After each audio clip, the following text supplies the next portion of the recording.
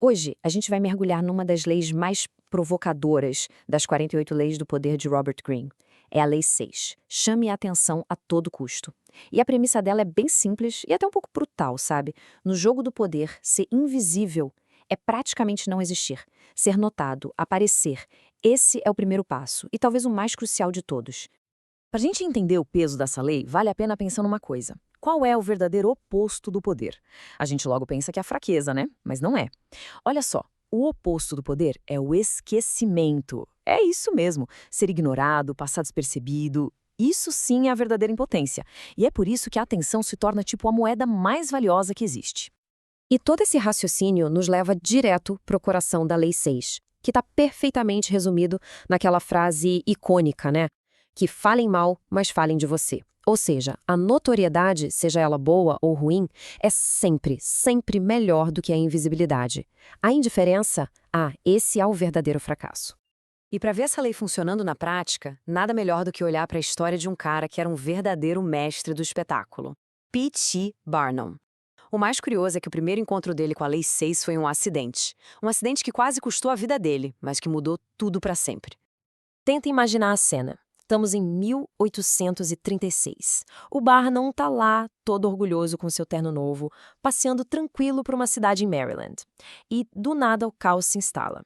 Uma multidão furiosa o cerca, confundindo ele com o famoso suspeito de assassinato. A coisa ficou feia. Rasgaram as roupas dele e ele quase, mas quase mesmo foi linchado. Escapou por um fio. Uma experiência sem dúvida aterrorizante. Mas olha que loucura. Foi dessa experiência de quase morte que o Barnum tirou uma lição que definiria toda a sua carreira. Ele percebeu que ser atacado, ser difamado, mesmo sendo super perigoso, o colocou no centro das atenções de uma forma que ele nunca tinha visto. Ali ele sacou. Ser ignorado era um destino muito, mas muito pior. Com essa lição na cabeça, o Barnum deixou de ser uma vítima do acaso para se tornar um mestre em criar atenção de propósito. E uma de suas primeiras táticas, e uma das mais geniais, foi o golpe do Homem dos Tijolos. Um exemplo perfeito de como criar um mistério a partir do zero. A estratégia era de uma simplicidade que beirava o genial. Pensa só, um homem seguia um circuito super esquisito pelas ruas de Nova York. Ele trocava uns tijolos de lugar e entrava no Museu de Barnum.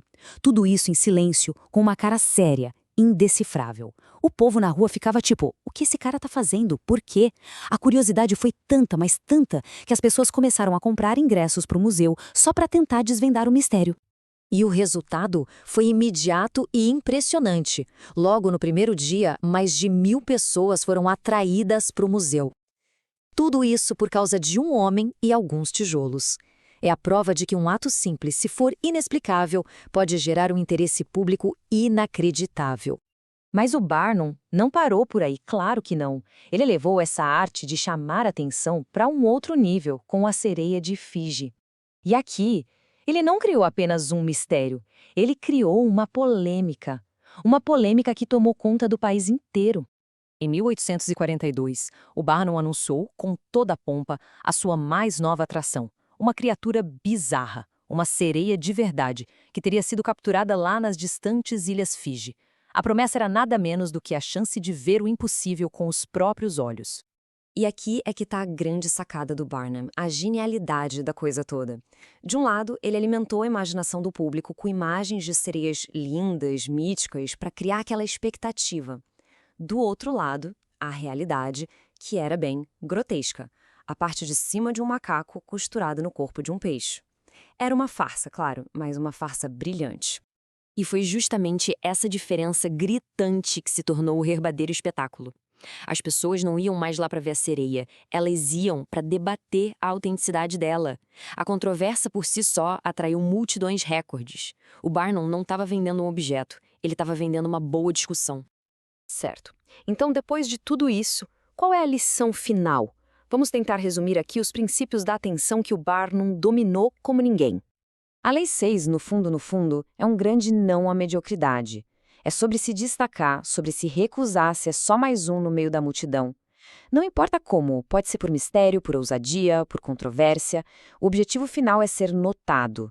Porque a notoriedade de qualquer tipo gera poder, mantendo seu nome na mente de todos. As táticas do Barnum resumidas aqui são praticamente um manual de instruções, né? Ele nos ensinou a criar um ar de mistério para despertar a curiosidade, a usar a controvérsia como se fosse um imã de atenção e, acima de tudo, a entender que qualquer tipo de notoriedade é uma fonte de poder, contando que seu nome esteja sempre em evidência. E tudo isso nos leva a uma pergunta final que fica no ar. Hoje, nesse nosso mundo lotado de informação, onde a atenção vale mais que ouro, quem são os P.T. Barnums modernos? Quem são os mestres da arte de chamar atenção a todo custo, seja para o bem ou para o mal?